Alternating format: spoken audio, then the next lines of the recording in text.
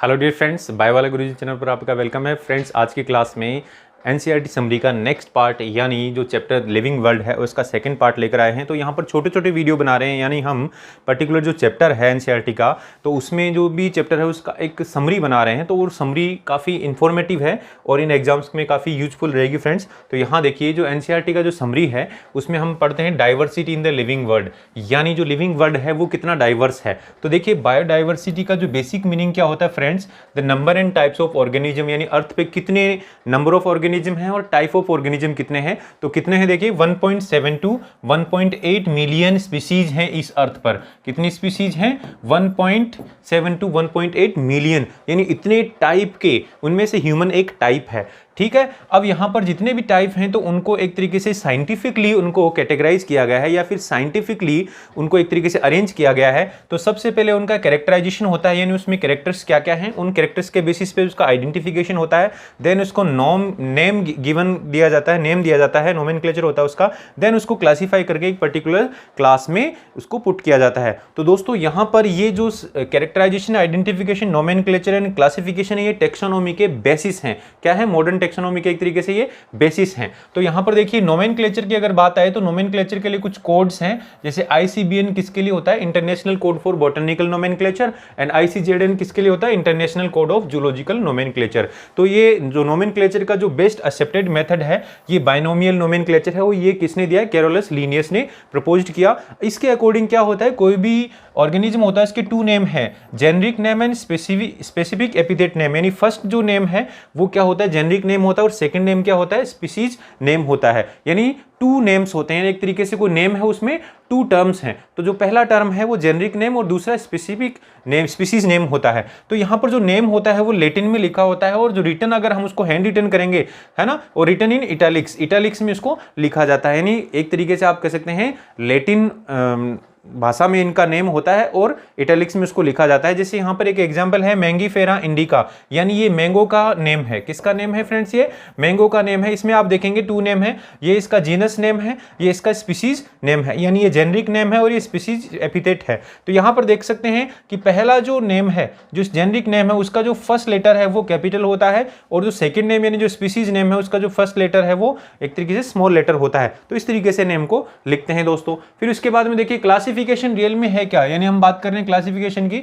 तो क्लासिफिकेशन का basic meaning क्या होता है कि ग्रुप्ड इनटू कन्वीनियंट कैटेगरीज, यानी कोई भी पर्टिकुलर ऑब्जेक्ट है या फिर कोई भी, मान लीजिए कितने भी टाइप के कोई ऑर्गेनिज्म है, उनको अगर हम कन्वीनियंट कैटेगरीज में अगर ग्रुप बना दें उनका, यानी उनकी ग्रुपिंग कर दें, तो ग्रुपिंग किसके बेसिस पे होगी? इजीली ऑब्जर्वेबल कैरेक्टर्स के बेसिस पे। यानी आप कह सकते हैं इजीली ऑब्जर्वेबल कैरेक्टर हैं, हम आसानी से उनके अंदर ऑब्जर्व कर सकते हैं, उन कैरेक्टर के बेसिस पे अलग अलग कैटेगरी बना दें, उसी को हम क्या बोल रहे हैं?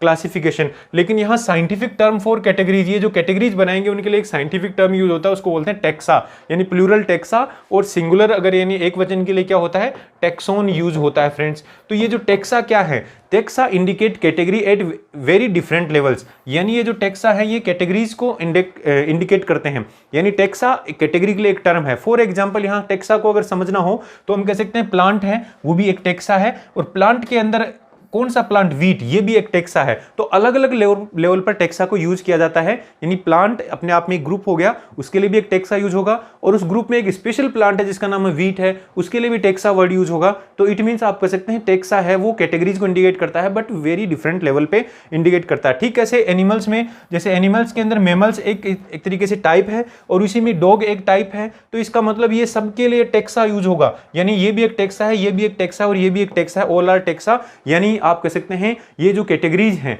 ये जो टेक्सा हैं, यानी एट डिफरेंट लेवल्स पे एक तरीके से इसको प्रेजेंट कर रहे हैं। यानी डॉग भी एक टेक्सा, मेमल्स भी एक टेक्सा, और एनिमल भी एक टेक्सा है। यानी इस तरीके से आप कह सकते हैं कि जो टेक्सा टर्म है वो एक साइंटिफिक टर्म है अलग अलग कैटेगरी को डिनोट करने के लिए। बट ये आप कह सकते हैं अलग अलग कैटेगरी का मीनिंग, जैसे आप कह सकते हैं अलग अलग लेवल पे इसको यूज करेंगे। तो ये लेवल क्या है, तो हम आगे इनको आगे की क्लास में पढ़ेंगे। लेकिन सबसे पहले हम यहाँ बात कर रहे हैं कि जो कैटेगराइजेशन कर रहे हैं, क्लासिफिकेशन कर रहे हैं, तो उस ब्रांच को हम क्या बोले? टेक्सोनोमी। यानी जितने भी ऑल लिविंग ऑर्गेनिज्म है अर्थ पे, उनके अंदर जो बेस्ड ऑन कैरेक्टरिस्टिक, जितने भी उनके अंदर जो कैरेक्टरिस्टिक है उनके बेसिस पे क्लासिफाइड इनटू डिफरेंट टेक्सा, अलग अलग टेक्सा में उनको डिवाइड किया हुआ है। यानी अर्थ पे जितने भी लिविंग ऑर्गेनिज्म है उनके अंदर जितने भी कैरेक्टरिस्टिक है उनके बेसिस पे उनको डिफरेंट डिफरेंट कैटेगरीज में क्लासिफाई किया हुआ है। तो अब यहां पर कह सकते हैं basis of modern taxonomic studies, आजकल की जो टेक्सोनोमिक स्टडीज है, मॉडर्न टेक्सोनोमिक स्टडीज, वो किस पे बेसिस है, किस पे बेस्ड है? तो यहां कह सकते हैं external and internal structure of the organism, बाहर से और अंदर से कैसा, उसके बेसिस पे भी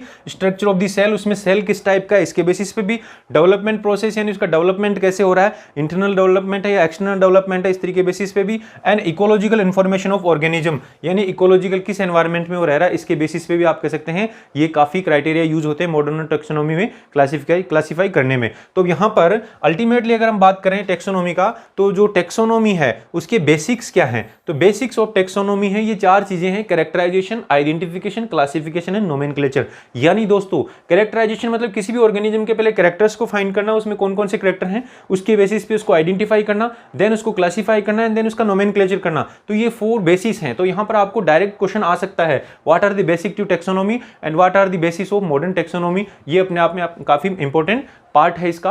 अब देखिए सिस्टमेटिक्स एक अलग ही ब्रांच है, टेक्सोनोमी हमने बोला तो सिस्टमेटिक भी एक अलग ही ब्रांच है। जो आप कह सकते हैं सिस्टमेटिक जो टर्म है वो सिस्टेमा शब्द से आया, और सिस्टेमा जो वर्ड है वो क्या है, एक लैटिन वर्ड है। क्या दोस्तों, लैटिन वर्ड है। तो जो सिस्टेमा जो इसका मीनिंग क्या है बेसिकली, यानी सिस्टमेटिक इसी वर्ड से बना हुआ है। तो मीनिंग क्या है, सिस्टमेटिक अरेंजमेंट ऑफ ऑर्गेनिज्म, जितने भी ऑर्गेनिज्म है उनको एक सिस्टम के साथ में अरेंज करना। तो दोस्तों यहाँ पर कैरोलस लिनियस साहब है, उनका एक पब्लिकेशन है, उसका नाम भी है सिस्टेमा नेचुरी, यानी उन्हें अपने पब्लिकेशन अपनी बुक का नेम भी सिस्टेमा नेचुरी रखा है। तो दोस्तों यहां पर सिस्टमेटिक और टेक्सोनोमी में बेसिक डिफरेंस क्या है? तो बोले वैसे तो सिमिलर है, लेकिन सिस्टमेटिक में एक चीज इन्वॉल्व की गई है, वो क्या है, evolutionary relationship between the organism. यानी ऑर्गेनिज्म को इस प्रकार से क्लासिफाई किया गया है, इस प्रकार से अलग अलग ग्रुप में रखा गया है कि उनमें आपस में इवोल्यूशनरी रिलेशनशिप शो होता है, यानी वो आपस में एक दूसरे से रिलेटेड हैं और वो इवॉल्व होकर ही नई कैटेगरी बनी है। यानी पहले कुछ और थे, जैसे मान लीजिए फिशेस से ही आप कह सकते हैं एम्फीबियन इवॉल्व है, एम्फीबियन से इवॉल्व है रेप्टाइल्स, रेप्टाइल से एव्स, एव्स से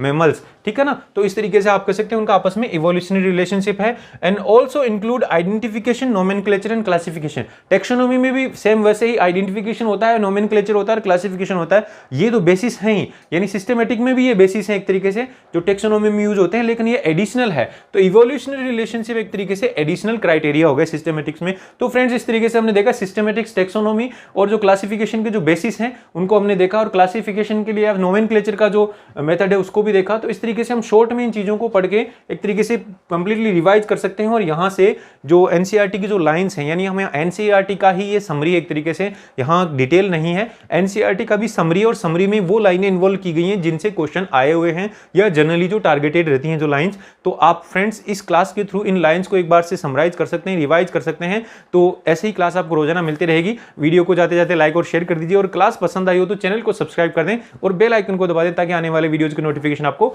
मिलते रहें। तो फ्रेंड्स मिलते हैं नेक्स्ट क्लास में। Thank you.